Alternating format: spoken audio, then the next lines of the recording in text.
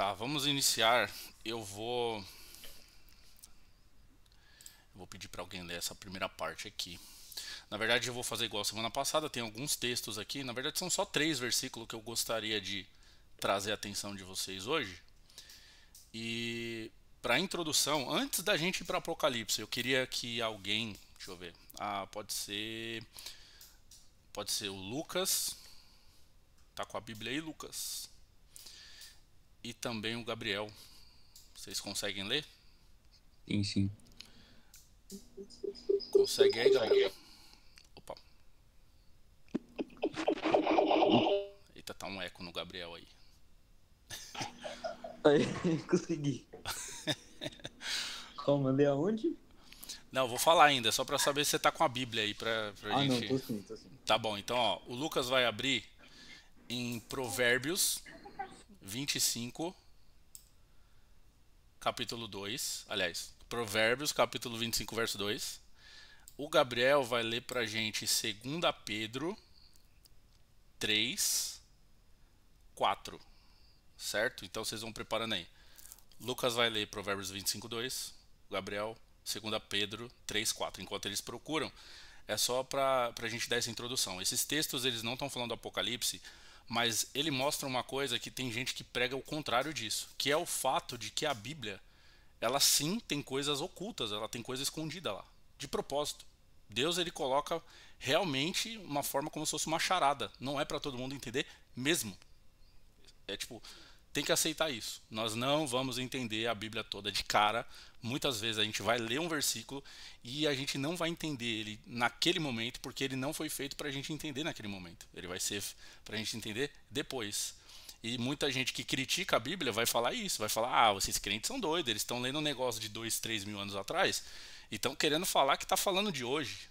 Mas é exatamente isso que acontece.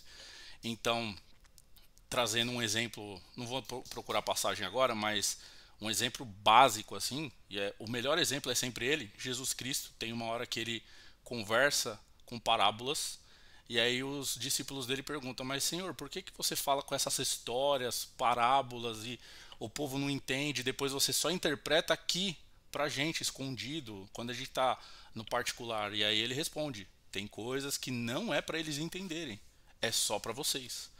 Então, esses dois versículos vai falar isso. A Bíblia ela é escondida, ela tem coisas realmente ocultas e, e é isso. Primeiro Lucas, pode ler aí, Lucas, o Provérbios 25, 2. Então pode mandar aí para nós. A glória de Deus é encobrir o negócio, mas a glória dos reis é tudo investigar. Tá aí. A glória de Deus é encobrir. E a glória, ele está já deixando claro que a glória dos reis, ou seja, é uma virtude para os reis investigar aquilo que Deus ocultou. Olha que coisa. E aí o Gabriel vai ler agora 2 Pedro 3, 4. Pode ler, Gabriel. E dizendo: Onde está a promessa da sua vinda? Porque desde que os pais dormiram, todas as coisas permaneceram como desde o princípio da criação. Esse verso é Pedro trazendo a luz das pessoas que já existia naquele tempo dele, ou seja, Pedro está lá pertinho de Jesus e já tinha gente falando: ô Pedro, cadê essa promessa aí de que ele vai voltar? Essa promessa aí é furada, cara, não aconteceu nada, tá tudo igual. Ou seja, Pedro estava enfrentando no tempo dele algo muito semelhante ao que a gente vê hoje. Tem um monte de gente que olha para os crentes e fala: ah, eles estão achando que Jesus vai voltar. Toda notícia, Jesus está voltando. Ah, deu um problema, Jesus está voltando. Eles zombam. Por quê? Porque eles não acreditam mesmo. E é normal, isso aí vai ser até o fim. Na verdade, Jesus vai voltar, vai aparecer e eles vão olhar e não vão saber o que é, porque eles não entendem isso. Então, eu queria deixar essa parte inicial. E falando disso, eu vou fazer a mesma coisa que eu fiz semana passada. Antes de começar o Apocalipse aqui, a gente ir para as 7 trombetas, o sétimo selo, tem uma coisa que eu preciso deixar claro. E aí eu acho que eu vou decepcionar alguns de vocês nesse sentido. Na verdade, não decepcionar eu, William, mas deixar vocês decepcionados como eu também fico. Com o fato de que muita gente, especialistas, teólogos e tudo mais, eu falei isso rapidamente na semana passada. A gente tende a acreditar que essas pessoas sabem muito. Ah, eles sabem muito. Então o pastor falou que Jesus volta, a gente não vai saber da tribulação. E a gente acredita nisso. Não, não acredito. Ou não, aquele outro pastor falou que a tribulação, quando acontecer, a gente vai estar aqui, a gente vai sofrer. Aí a pessoa acredita. Isso são interpretações, gente. É o que eles acham. É o que eles acham. Infelizmente, por exemplo, no tempo de Jesus, eles esperavam Jesus Cristo um rei que ia chegar na terra, colocar uma coroa na cabeça e sentar no templo de Jerusalém, e veio um carpinteiro.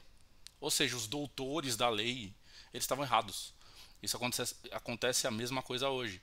Infelizmente, não tem como, é impossível todos os pastores estarem certos ao mesmo tempo. Não dá. E o nosso papel aqui, como eu disse, repito, é maravilhoso a gente não ter um diploma na parede, porque a gente não precisa defender tese nenhuma.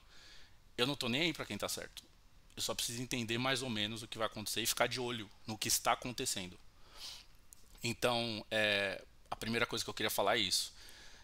Eu não sei, eu acho que todos vocês têm alguma ideia, ou vocês são uma coisa ou outra, mas tem duas vertentes que falam sobre a volta de Cristo. Tem pré-tribulacionistas e pós-tribulacionistas. O que é cada um? E aí vocês vão se identificar aí. Você falou, opa, William, eu acho que eu sou isso aqui. Pré-tribulacionista acha e ele entende que Jesus volta, ou seja, nós estamos vivendo nossa vida, Jesus volta, leva a igreja embora e vai começar a tribulação. Então esses eventos, a terra, o sol se escurecer, a gente não vai ver nada. Afinal a igreja já vai estar na glória, vai ser salva, estaremos no céu. Só vai ficar aqui quem está desviado, quem ia para a igreja mas estava de mentira. Por quê? Porque a gente foi embora. E eles vão tentar uma segunda chance. E tem os pós-tribulacionistas, que é o quê? É o pessoal que acredita que a igreja ela vai estar aqui. Ela não vai subir para o céu antes de acontecer todos esses eventos que a gente está estudando. Então existe uma chance para algumas pessoas de que nós estaremos aqui. O sol vai escurecer? Nós estaremos aqui. A terra vai começar a ser destruída? Nós estaremos aqui. Quem está certo? Como eu disse, não importa quem está certo. Me interessa muito. O que interessa é eu preciso estar preparado, porque se essa galera fala que Deus vai levar, que Jesus vai levar a gente embora, se ele estiver certo, maravilhoso, eu também quero. Mas e se eles estiverem errados? A gente vai estar aqui, vai estar despreparado, porque a gente achou que não ia estar. A Rebeca, pode falar, Rebeca. Não, é só uma dúvida que eu tenho, William, nessa parte que você falou, muito interessante, porque não tem, se eu não me engano, tem uma passagem que fala que, eu não sei ao certo qual passagem que é, mas fala que consegue ver lá do céu um grupo de pessoas chegando com as roupas sujas de sangue, né? Que ele até pergunta quem são esses que vêm com as roupas sujas de sangue?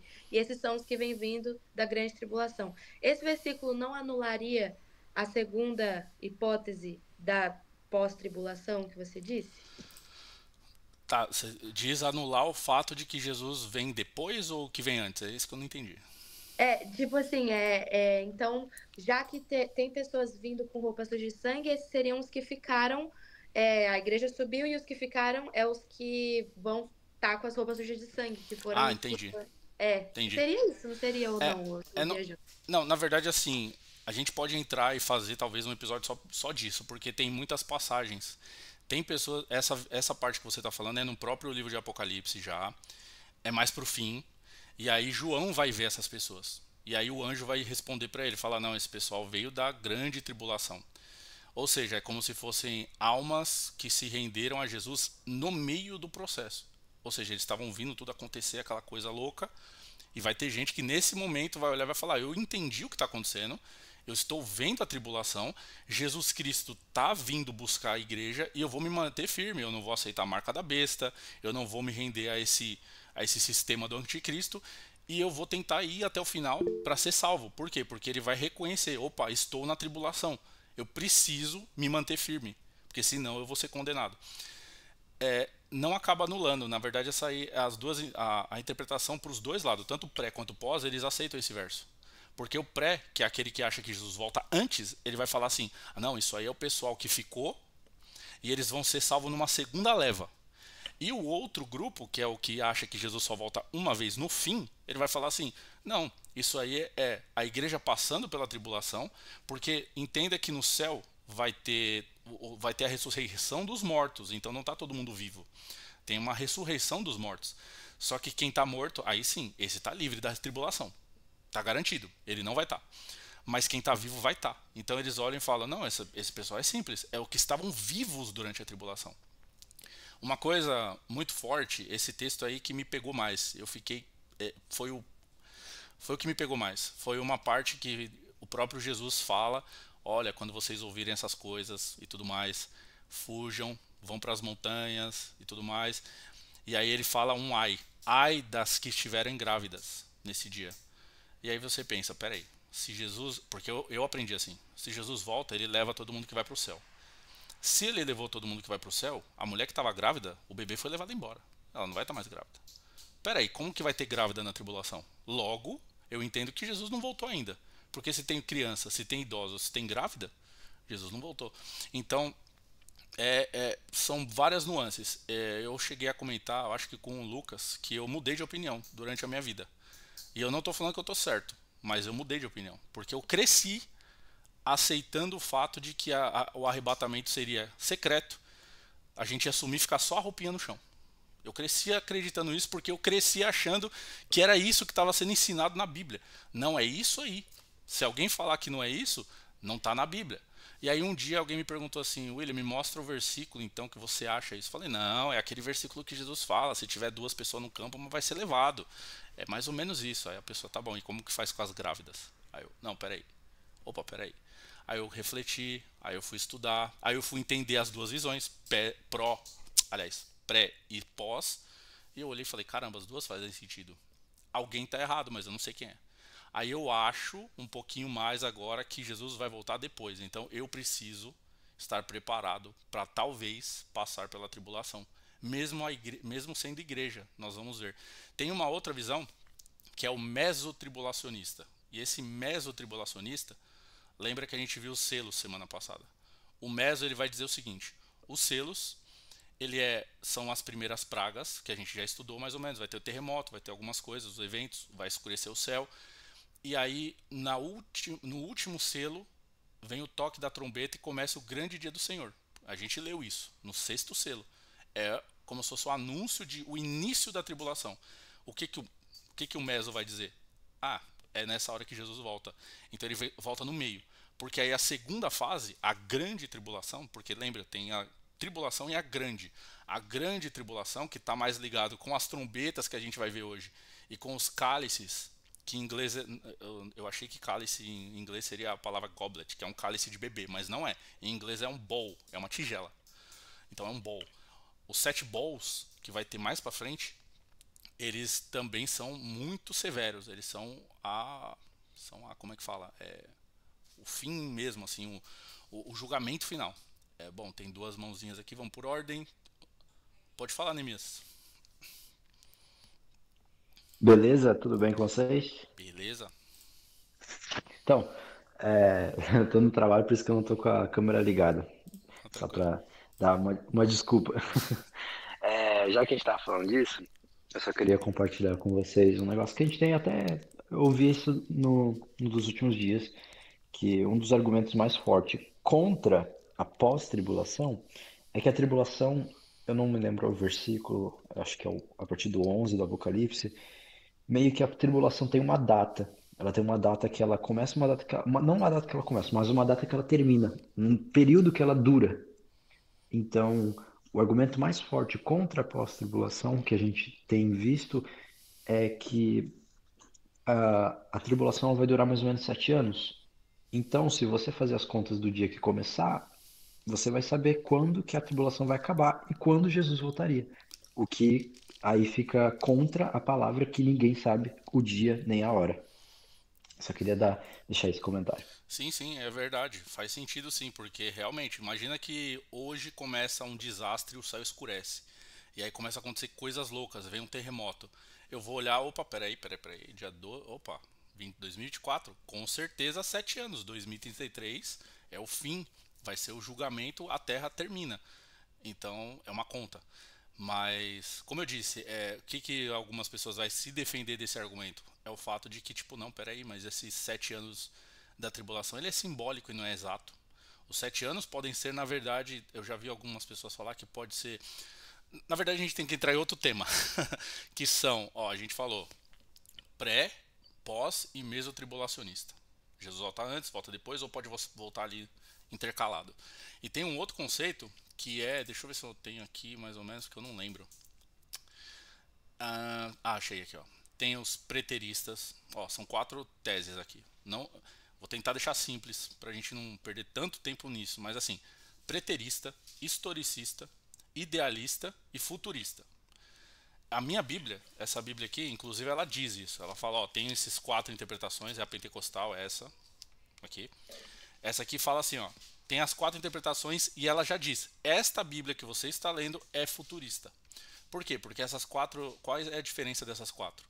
Para tentar deixar bem fácil. Preterista, as trombetas, os selos e os cálices, eles já aconteceram lá na época de Jesus, ou seja, eles passaram pela perseguição, o sol se escureceu quando Jesus morreu, o mar se tornou em sangue, secaram, o povo passou por grandes coisas, teve um grande terremoto em Jerusalém, e o templo de Israel foi destruído no ano 70. Os romanos foram lá e tacaram fogo na cidade inteira. Ali já foi todas as taças, os cálices e tudo mais. Aí tem a outra visão, a visão idealista. A idealista ela vai falar assim, não, essa parte é tudo simbólica. Os selos são simbólicos, as trombetas são simbólicos, porque é uma coisa lá na atmosfera, sabe? Os principados e potestades, é a guerra cósmica, os anjos contra os demônios. Isso tudo que está escrito no livro de Apocalipse não é literal, não é verdadeiro. Então é meio que simbólico, é uma grande alegoria. Então a gente falou, preterista, já aconteceu. Idealista, é simbólico. Aí vem os historicistas. Eu tô entre historicista e futurista. O que o historicista vai dizer? As trombetas, os cálices, os selos, eles foram abertos durante a história humana, de Jesus até hoje. Ou seja, eventos foram acontecendo daquela época até agora e tem mais ou menos a ligação. Foi acontecendo já. No final dos tempos vai acontecer? Vai, mas já foi acontecendo durante a história. Aí vem a historicista. Aí, aliás, é a futurista, que é a minha Bíblia, inclusive. A futurista vai dizer, não, nada do que está escrito nos selos, nas trombetas e nos cálices, nada disso aconteceu. Vai acontecer só depois, só na hora do final. Então tem visões diferentes, tá vendo? Tem visão de quem acha que já aconteceu, que acha que está acontecendo durante a história e quem acha que só vai acontecer no apocalipse, no fim mesmo, que a gente não está lá. Enquanto que tem gente que acha que Jesus volta antes, outros vão achar que volta depois, volta no meio. Tá vendo como que é várias nuances? E todos eles têm base bíblica, tem, por exemplo, a minha Bíblia defende aqui em vários argumentos, nos comentários de baixo aqui do Apocalipse, falando que não, isso aqui vai acontecer, não aconteceu nada durante a história. Enquanto que tem outras pessoas que vai, eu tenho uma outra Bíblia aqui que é DAC, que ela é historicista. Aliás, ela abre a possibilidade. Pode ser que existam vários anticristos durante a história. Sei lá, Napoleão, o sultão do Império Otomano que destruiu Jerusalém também era um anticristo. Hitler foi um anticristo. Eles vão dizer que aconteceu durante a história e a gente só vai ver o último do anticristo, mas já aconteceu. O espírito do anticristo já está na Terra. Então, tudo são interpretações. Agora, vamos passar para o Lucas. Pode falar, Lucas. Então, tá muito bom o debate, tô brincando. Mas até que primeiro tem 2 pontos, né? O primeiro ponto é até que concordando assim com Neemias, né, que ele tinha falado. E como ele tinha falado que quando acontece algo, a gente vai saber quando Jesus voltaria, sendo que todos nós não sabemos e tal. Até porque quando vier o acordo de paz com o anticristo, aí a gente já vai saber que vai ter o período de 7 anos, mas enfim. A minha dúvida mesmo, que o senhor até fez surgir em mim, é a questão das grávidas. Porque, tipo assim, esse período de 7 anos da tribulação vai ser um período onde o pecado vai estar imperado no mundo, né? E, tipo assim, a questão das grávidas, eu creio que nesse tempo, nesse período, muitas pessoas irão se engravidar também. E, tipo, lá em 1 Tessalonicenses fala que a ira de Deus não irá sobre os seus filhos, né? Vamos falar assim. Deus não nos destinou para a ira. Sim, É, a ira, é exatamente isso. é 1 E, Tessalonicenses portanto, 5. diz que nós não devemos, não, a ira de Deus não irá, vamos colocar assim, nos castigar e tal, vamos colocar assim para entender, né? Somente a gente está vigilante a todo tempo. Então, é exatamente essa a minha dúvida, tipo, porque as grávidas, muitas pessoas irão se engravidar no tempo da tribulação. E uma coisa que Deus tinha até falado comigo, que hoje a gente parece que vive um tempo como um tempo de Noé, sabe? A gente está construindo a arca devagarzinho, devagarzinho, e pregando o evangelho, falando que Jesus irá voltar. Só que quando Jesus voltar mesmo, a arca irá fechar, só que ficarão as pessoas, né, para segunda chance, entendeu? Então, assim, eu não sei, mas amém, glória a Deus por isso. Não, mas essas são dúvidas. É igual eu falei, eu sempre vou ficar. Eu não vou abraçar uma versão e falar assim, não, essa outra tá errada. Não, pode ser que esteja certo. Inclusive, como eu disse, antes eu nem avaliava a possibilidade de que Jesus voltaria e eu ia estar aqui na tribulação. Não, eu sempre achei que a gente ia embora antes. Só que quando veio essa possibilidade de eu olhar e falar, não, peraí, eu achei.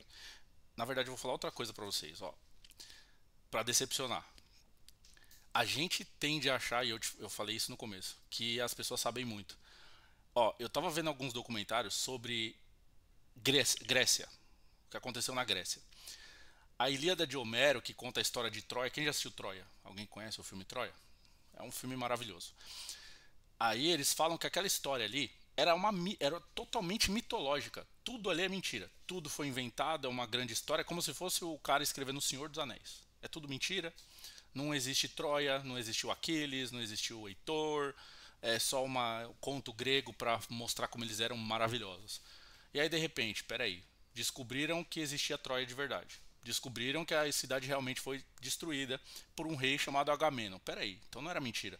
Aí eles começaram, não, mas a mentira é só dos heróis, Aquiles, que era um filho de semideus e tudo mais. Só que na verdade os gregos, eles realmente acreditavam que eles eram, muitos deles, filhos de semideuses. Que eles tinham força sobre-humana, que tinha Hércules. O próprio Alexandre o Grande, ele dizia que ele era filho de Zeus. Se ele fosse um homem normal, alguém ia lá dar um tiro nele, ou uma flechada nele e acabou. Mas ele ia lá e matava milhares de pessoas. A não ser que tudo que está escrito é mentira e é mito, eu não sei se eles só escreveriam mentiras. Zero verdades. Tudo é lenda, tudo. É a mesma coisa da gente escrever a história do Brasil, eu não falar do que aconteceu, dos períodos ali, do descobrimento, sabe? Eu escrever só a história do Boto Cor-de-Rosa, do Saci Pererê e deixar pro futuro. Daqui 2.000 anos alguém olhar pro Brasil e falar assim, olha, a história do Brasil é o Saci Pererê, o Curupira. Sabe? Faz muito sentido pra mim. Então, a verdade é que eles não sabem nada. Aí eles não sabem como que eram os barcos, ó.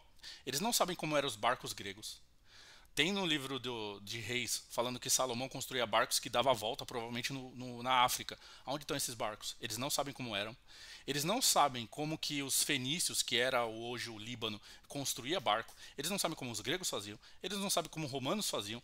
Mal se sabe como eram os barcos ou as caravelas portuguesas que foram até o Brasil. Eles não sabem exatamente como era. A gente vê nos desenhos e eu sempre achei, tá desenhadinho aqui, ó, bonitinho. Eu sei como é. Não, eles não sabem. Isso é decepcionante. Eles não sabem. Vocês podem pesquisar sobre isso. Eles não sabem como que eles queimavam as cidades antigamente. Tem filme medieval que mostra eles saqueando cidade, eles pegam tochas e colocam nas casas, assim, pega fogo, mata todo mundo, sendo que na verdade a evidência mostra que eles usavam algum tipo de tecnologia de lança-chamas. O que era esse lança-chamas? Eles não sabem. Então, eles não sabem um monte de coisa, cara. Eles não sabem um monte de coisa. Jerusalém, o muro de Jerusalém foi queimado. Tem parte que está praticamente derretido o muro. E aí, não, mas que tecnologia que existia dos romanos há 2.000 anos atrás? Aí os historiadores falam, não sei. Pô, esse foi, sei lá, não... É igual quando... Enfim, a gente fica muito cético quanto mais pesquisa sobre essas coisas, mas assim, eles não sabem tanto assim. Alguém sabe explicar como foi construída a pirâmide? Porque os que os cientistas falam pra mim é besteira, é baboseira. Ah, não, eles arrastavam o bloco por um skate de madeira e molhava a areia? Cara, não faz sentido.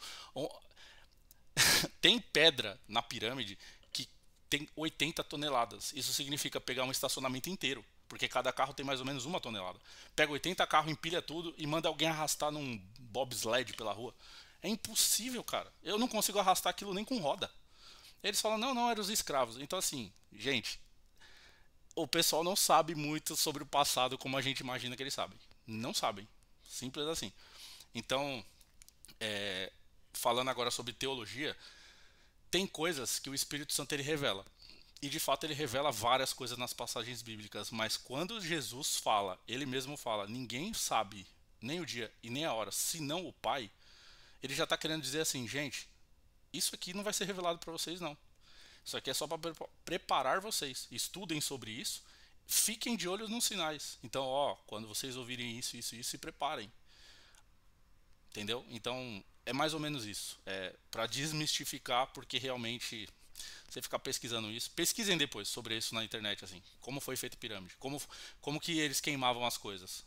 Lança-chamas Império Romano. Procurem isso. Eles não sabem. Eles só sabem que tinha, mas não sabem o que era. Então, esse tipo de coisa é decepcionante. Bom, vamos entrar nas trombetas aqui. Eu queria que alguém também preparasse aí para ler. Eu vou chamar o Nicolas para ler. Tá com a Bíblia aí, Nicolas? Beleza. Então prepara aí, vai achando. Cadê? O que eu quero que você leia? Acha aí, deixa só na página. Levítico 16, 12. Levítico 16, 12. Anotou aí? Deixa na página aí, daqui a pouco eu te chamo. Mas deixa no Levítico 16. Vamos lá. Apocalipse 8, 1. A gente vai terminar o assunto da anterior agora. Eu acho que a gente não vai demorar muito não. Apocalipse 8, 1. Eu vou ler. Vai dizer assim, ó.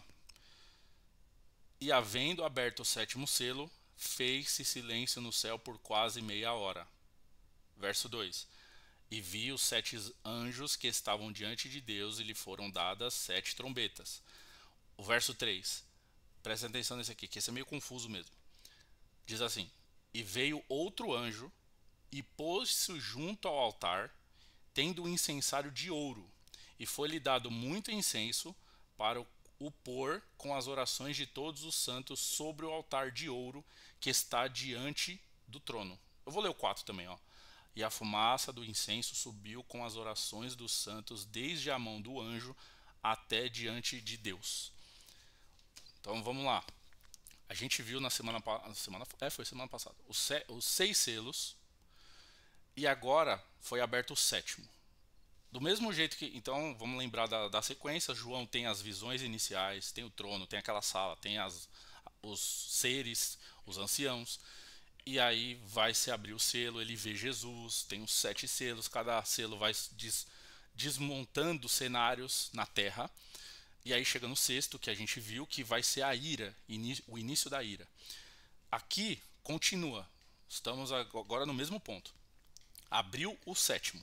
Quando abre o 7º, silêncio total. Ou seja, alguma coisa grande aconteceu que todo mundo ficou... Vamos lá, a gente está numa sala, alguém faz alguma coisa, você faz silêncio por quê? Você está prestando atenção, o que vai acontecer agora? Então vem aquele silêncio de meia hora. Quando vem esse silêncio, vão se colocar 7 anjos naquele mesmo lugar, que é aquele mesmo cenário da semana passada, naquela sala do trono. 7 anjos, dadas para eles 7 trombetas. Esse é o cenário. E aí vem essa visão aqui. Por isso que eu pedi para o Nicolas abrir nesse livro, porque como eu disse, Apocalipse vai beber de outras fontes. A gente precisa entender o que está acontecendo.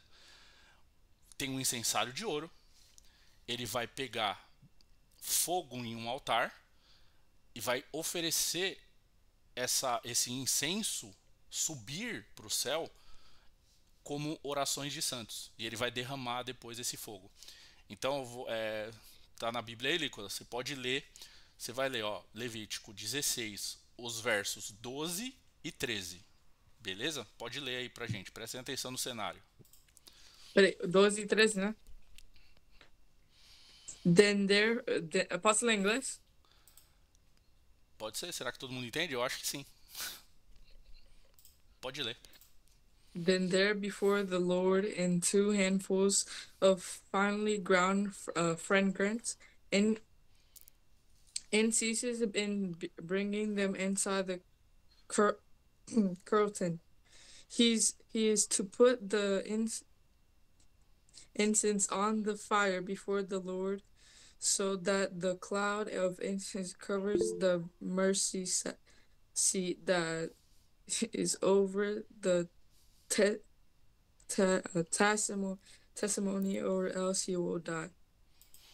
Isso aí. O que ele leu e é exatamente a mesma coisa que está acontecendo em Apocalipse. Então, se vocês prestarem atenção, ele pega e esse ele nesse texto dele é o sacerdote Arão lá no começo.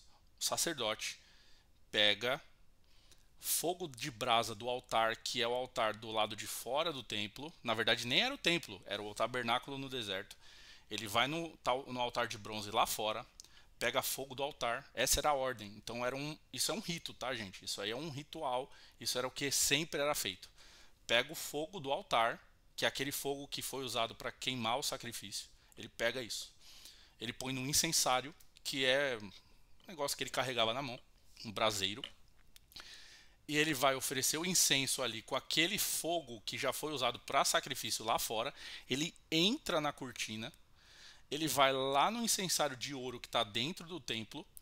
E lá ele vai oferecer todo esse incenso ali para Deus, como forma de uma fumaça que ia subir para Deus. Esse rito, e por isso que a gente tem que entender ele. O que está acontecendo aí? E tem uma interpretação sobre esse texto que eu vou compartilhar com vocês porque eu aceito ela, para mim é muito provável. Esse texto em Apocalipse 8, a chance desse anjo que pega a brasa no altar, que pega o incenso, oferece isso no altar de incenso, a possibilidade desse anjo ser o próprio Jesus Cristo é enorme. Por quê? Porque no livro de Hebreus vai dizer que Jesus é o sacerdote no tabernáculo de Deus. Então, esse rito, pegar o incenso, levar para dentro, oferecer a Deus, é só o sacerdote que faz. E quem é o sacerdote no céu? Jesus, está escrito no livro de Hebreus. Então Jesus Cristo provavelmente é essa pessoa. É a minha câmera que está falhando? Bom, enfim. Jesus é essa pessoa. Aí, vai os 7 anjos, e aí a gente vai começar a abrir as trombetas, vão ter as trombetas na mão. Isso também tem uma fonte lá na lei de Moisés. Lá na lei de Moisés existe uma das leis judaicas, uma das festas judaicas, até hoje eles comemoram ela, porque tem judeus no mundo até hoje, é a festa das trombetas. Eu não vou entrar em detalhes, tá, do judaísmo, mas entendam o seguinte, na lei de Moisés tem a ordenança da festa das trombetas, eles vão tocar uma trombeta, a partir desse momento eles vão contar 7 dias, e nesses 7 dias, no fim dos 7 dias, então vamos lá, tocou a trombeta, 7 dias depois vem o dia do Yom Kippur, é o dia da expiação. Então, tem um sacerdote, vamos lá, todo o cenário, vocês têm que entender esse cenário. O sacerdote pega a brasa do altar de fora, oferece incenso para Deus e é a oração dos santos, está escrito em Apocalipse. E aí tem os anjos com as trombetas. Se a gente lembra que tem a festa das trombetas e eles vão tocar a trombeta para anunciar que daqui 7 dias tem um Yom Kippur, a gente tem que entender que em Apocalipse está quase o mesmo cenário. Um sacerdote vai fazer esse trabalho, os anjos vão tocar a trombeta, ou seja, a festa das trombetas, e aí, 7 dias depois, vai acontecer o Yom Kippur. Isso é muito importante, porque o que é o Yom Kippur? Yom Kippur é a purificação do povo. Ou seja, no dia do Yom Kippur, que é o dia da expiação em português, vai acontecer um sacrifício pelo sacerdote, pelo povo, o próprio Deus vai descer na Arca da Aliança e se ele aceitar o sacrifício, ele vai deixar todo mundo bem, todo mundo vivo, a glória de Deus desce no templo. Mas existia um risco. E qual era o risco? De Deus descer, não aceitar o sacrifício, e quando ele não aceitar o sacrifício, o próprio sacerdote morreria. Ele seria rejeitado. E o povo ia ficar morrendo de medo. Por que isso tudo é importante? Porque as trombetas agora, a gente está vendo exatamente isso. Trombetas está anunciando no Apocalipse mais ou menos uma última festa das trombetas judaicas para o último Yom Kippur, que é a última purificação.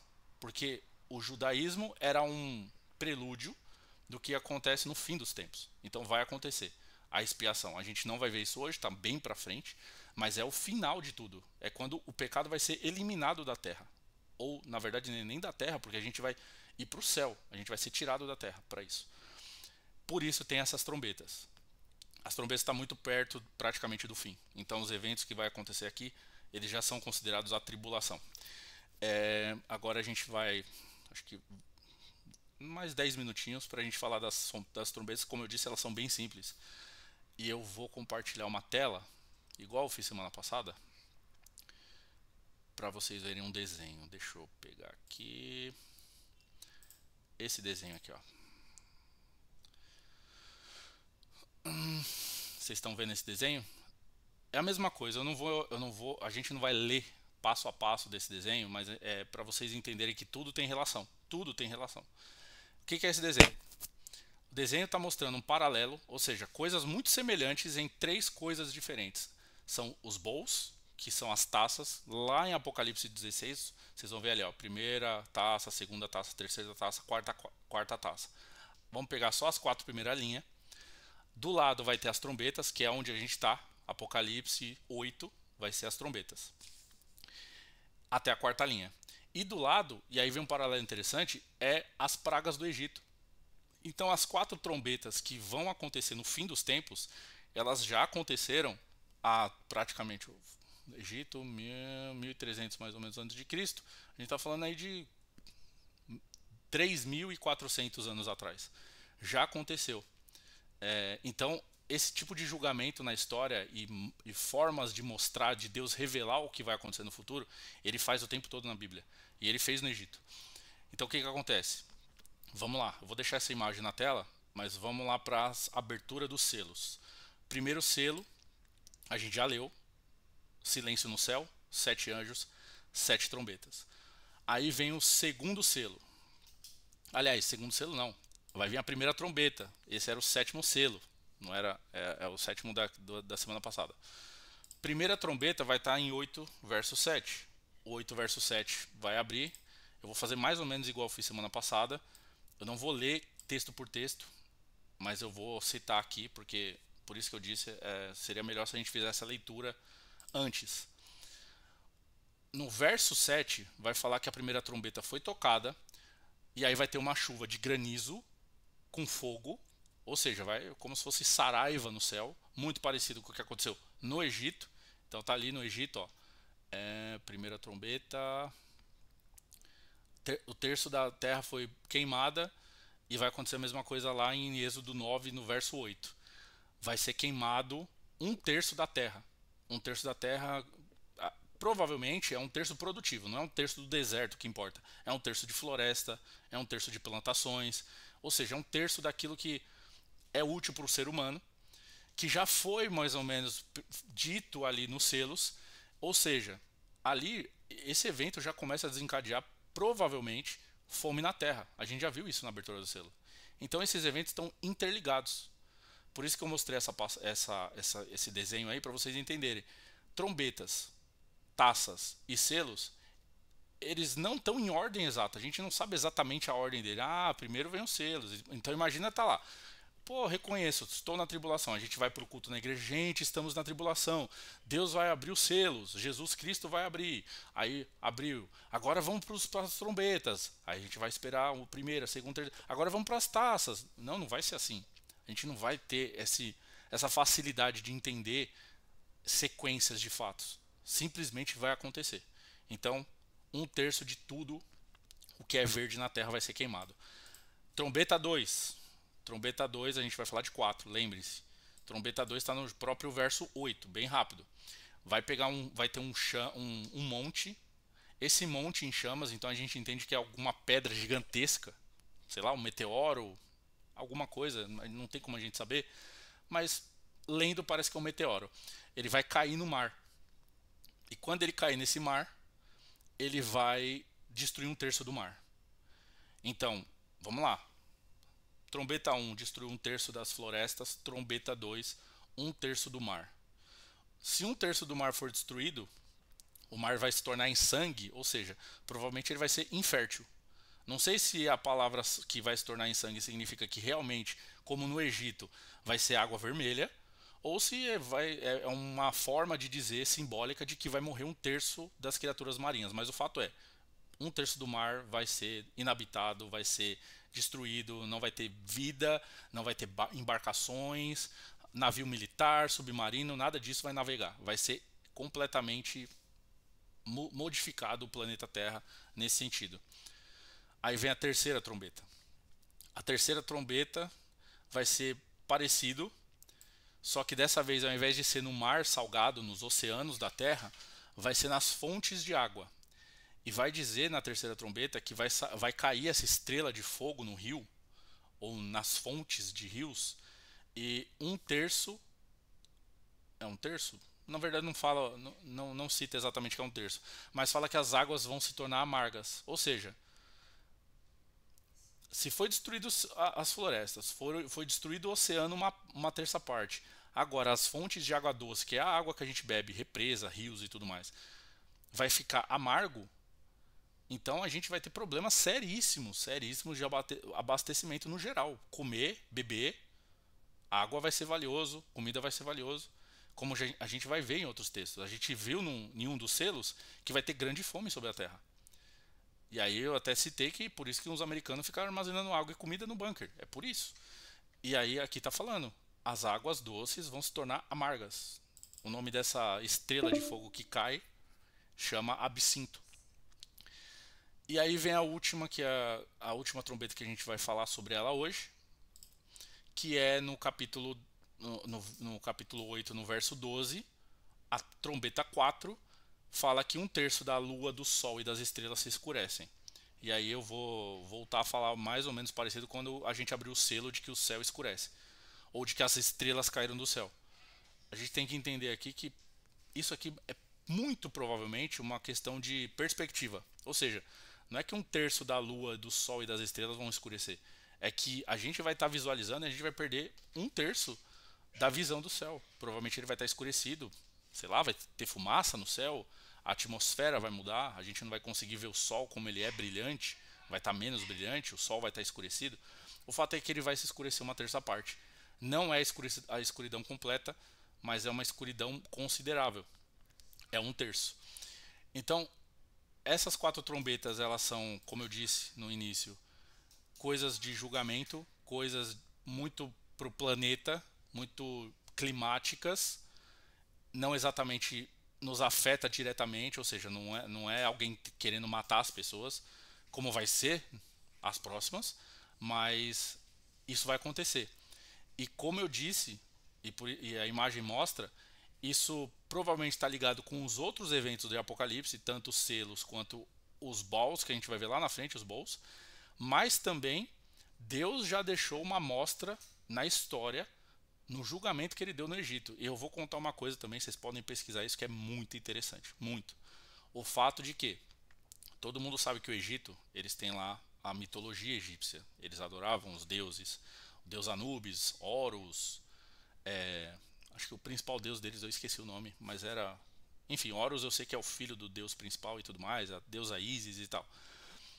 Por algum motivo misterioso, só que a gente não vai ver muita gente falando isso, admitindo dessa forma na internet, a religião egípcia, ela morre junto com o êxodo de Israel, muito parecido. Então, olha só que interessante. Antes de ter o êxodo, ou seja, antes de Israel, de aquele povo, com Jacó com seus filhos irem para o Egito tinha culto a esses deuses. Quando acontece as 10 pragas do Egito, o povo de Israel sai com a riqueza do Egito e vai embora para Canaã, e aí vai vir Moisés, vai vir Josué e tudo mais, por algum motivo inexplicável na história, esses deuses que eram egípcios, eles param de ser cultuados. Ou pelo menos a nível nacional. Deixa de ser a religião nacional do Egito, naquele momento. Ou seja, as 10 pragas do Egito mudou a história do Egito. Foi um julgamento de Deus tão poderoso que depois do que aconteceu, o povo do Egito ele nem quis mais adorar esses deuses. E aí tem um faraó que vai vir um pouco depois de Moisés, a gente não sabe exatamente qual faraó que é o do Êxodo, mas a gente sabe que tem um faraó que vem depois de Moisés, ali no ano 1300 mais ou menos, ou seja, provavelmente 50, 100 anos antes Moisés tinha saído com o povo, esse novo faraó, ele olha e fala, agora, a partir de agora só existe um Deus. Ó que estranho. E olha que eu vejo pouca gente falar sobre isso, mas é verdade, tem um faraó que chama Akhenaton, e ele olha e fala, não, a partir de agora a gente vai adorar um Deus só. E ele é odiado por isso no Egito. Mas isso aconteceu, isso é real. Os deuses do Egito, depois desse evento, dessas pragas e desse julgamento que Deus trouxe naquela nação, ele deixa de existir com a sua mitologia. Então, o Egito foi uma purificação ali naquele momento.